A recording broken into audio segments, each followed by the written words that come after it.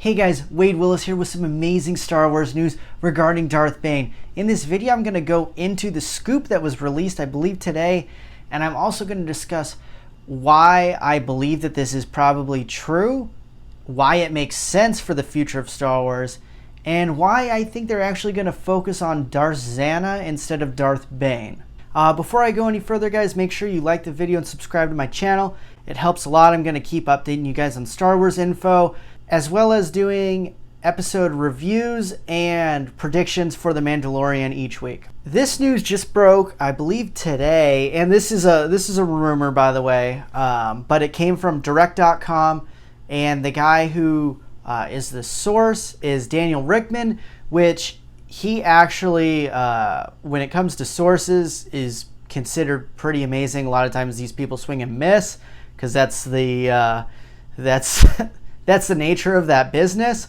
But when it comes to people who have scoops, he's considered pretty solid. What he said in his Patreon is that there are multiple projects being developed involving Darth Bane, potentially including a solo project. Now, if you guys don't know who Darth Bane is, he's one of the most important characters in Star Wars. He created the Rule of Two, that if you've watched the Star Wars movies, you're aware that that's something that goes on with the Sith, but extremely important. His books currently, I believe, are non-canon, but he was in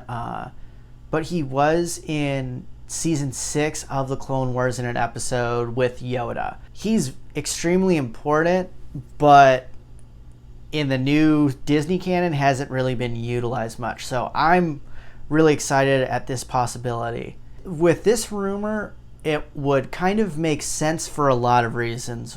There's been a lot of quotes with people in Lucasfilm, even like Kathleen Kennedy, possibly working on or looking more at the past for Star Wars, which makes complete sense. There are a plethora of amazing stories in the Old Republic, and I think Disney and Lucasfilm should spend a lot of time in this. So I'm excited for this possibility. If Lucasfilm and Disney were actually listening to the constructive and sometimes not constructive criticism of the new movies, one of the things people disliked the most about the movies was Rey's character just being basically a perfect character. And by having Bane, they're giving themselves, they can actually develop a female character that is much more interesting than Rey, which is Darth Bane's apprentice, Darth Zannah. And she's actually one of my favorite Sith Lords. Like, she has very unique powers that haven't really been seen in the new Star Wars canon at all. The closest thing to some of her abilities would be some of the Witches of Dathomir, because she has, her stuff is almost kind of like, her powers are very witch-like in a sense. So I would be really interested in seeing the dark side really developed in that sense. So that's really exciting. And if you guys haven't read the Bane trilogy, you definitely need to read it. It is actually my favorite trilogy of books, or like short grouping of books in the Old Republic. Yeah, I honestly believe having Darth Zannah would be the perfect response to the critiques of having Rey as a main character. You're kind of going the opposite sense, in the opposite direction. You have someone that is a dark side user, but she's so interesting as a character, and she is powerful, but her character as a whole, she does have weaknesses. She has the lightsaber she has because of her weaknesses. There's a lot of really interesting stuff with her as a character. Yeah, I think she would be an amazing character to focus on. Now, the reason I'm bringing her up a lot and not Bane, because this leak is about Bane, I can see them focusing on Darth Zannah, who is Bane's apprentice, maybe in the beginning of a show or movie, they're focusing on Bane and having her in it as well, and then move on from Bane. I like the idea of having something really focusing on Darth Zannah, maybe with flashbacks with Bane and how he trained her and all of this stuff, because having it focus on Darth Zannah as opposed to Bane, there really isn't a lot of source material for Darth Zannah other than the stuff with Bane. So it gives Disney the freedom to kind of do what they want, as well as they're going back to a character that people who love the EU are obsessed with. Bane. He's one of the most interesting characters in Star Wars, period. So it gives them the flexibility of, okay, you're going to draw the old school fans in with the Darth Bane stuff and new people. He is incredibly interesting. If it's done well, it'll bring regular people or casual fans in and they will like it as well. And then you're developing something that is unique that maybe some of the older fans, if you do it well again, are going to be incredibly interested to see what happens with Darth Zannah and her apprentice and how things move forward that way. Honestly, time-wise, it makes perfect sense having something with Darth Bane and Darth Zannah, because for the EU, that is a very untapped time period post-Bane. So there's a lot of nothingness in that 1,000 years basically leading up to, I believe it's 1,000 years, leading up to the prequel trilogy. A lot of years where there's not much info. And that gives Disney the ability to develop that, and they can kind of go at it both ways and fill in that space where the High Republic is at the very end of the Old Republic, kind of. I believe it's 200 years before the Phantom Menace. You can work that way, maybe do some prequels to that, but again, you're filling up that area that there hasn't been anything. And this would be a super smart move by Disney and Lucasfilm, and I hope they do this. And to be honest, it's kind of a no-brainer, but I think this idea is even smarter than doing the High Republic the way they did, and I kind of critique them doing it so close to Phantom Menace, because I'm like, not much is that different. But if they do it that way and maybe go backwards and forwards there, you're kind of filling in and you can kind of go forward with Darth Zannah. I would be a huge fan of that. Another reason why I think this is kind of an idea that makes sense for Lucasfilm, how they're structured.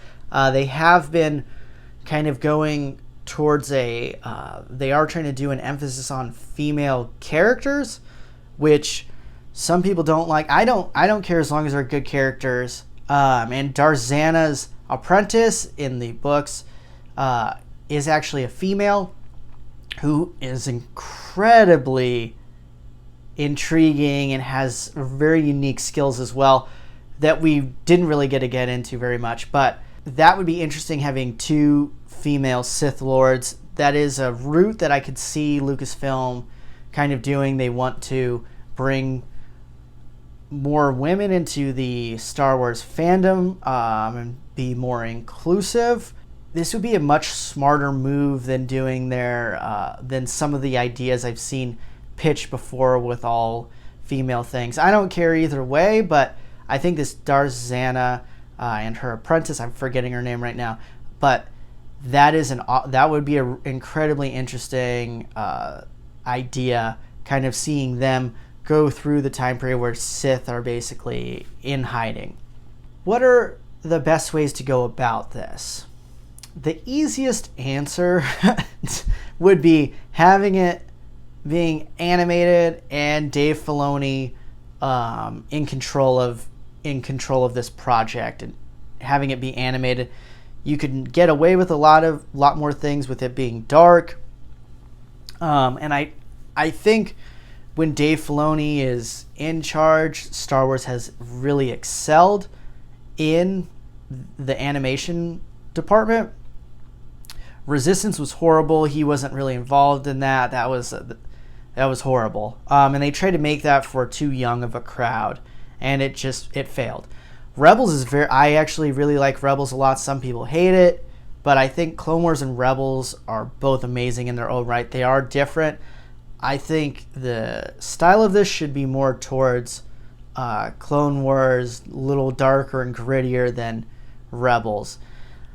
I'm a bit worried about it being a movie because I have the feeling that they would kind of go down a more of a Marvel route with the style, and just they need to get a darker director to do this. It's about the dark side. We don't need stupid jokes or anything. It's going to be really gritty, and I would like a director who, how I see this, it should be done, if it's done in movie form, more like the Christopher Nolan Batman trilogy, which would be the perfect person for this, in my opinion. Some people may disagree. Will he actually do a Disney Lucasfilm Star Wars? Probably not. But the way he did Batman, with his trilogy for Batman, would be perfect. And you're going to need good writers depending on how this is. Like if they do a Darth Bane movie trilogy or a movie double feature, however they do it, they're going to need to have a good writer. If they're just keeping it direct source material, okay, then you're not as pressed to find amazing writers because those books are just very good and the story's good. Just have someone not fumble it on the end zone, and you're just going to need a really good director. I think, and this isn't someone that I think anyone has on their radar for a Disney movie or a Star Wars movie for that matter, but Jennifer Kent is an interesting person, especially if we go the route of having Darth Zannah and focusing on it. Either way, if you don't know who she is, she did the movie The Babadook, amazing horror movie. I don't think it was rated R than anything. It wasn't very bloody or anything like that. So she's not like, at least in that movie, it wasn't grotesque over the top. It was just frightening, and honestly, it's a spectacular film. If you haven't seen it, you need to see it. It's a horror movie even my mom likes, and she hates horror movies. And then writing-wise, someone like Dan Gilroy, maybe. He's done some blockbusters with the new King Kong movie, so he can work in that sense. And then he also did Nightcrawler, which is a super dark, gritty movie. But again, this is focusing on the dark side. It has to be gritty. These people's motivations are... It's different than following how people are working in the light side. If the prequel trilogy only followed the Sith, it would be dramatic. Think of how different it would have been if it was just following Palpatine pulling the strings the whole time, as opposed to you see little pockets and then Anakin dealing with the dark side. Very gritty. There's no way you can have this. It'll have to be PG-13, which I think almost all the Star Wars are PG-13 now. Yeah, what do you guys think? Who do you guys think should direct something like this, and what style should this be done? Should it be an animation? Do you think it should be a movie trilogy?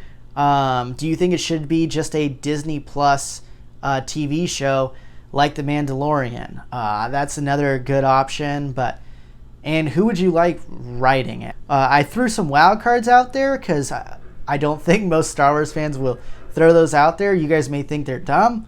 Go ahead and tell me, who would you guys rather have? And obviously, Dave Filoni, that's kind of an easy pick.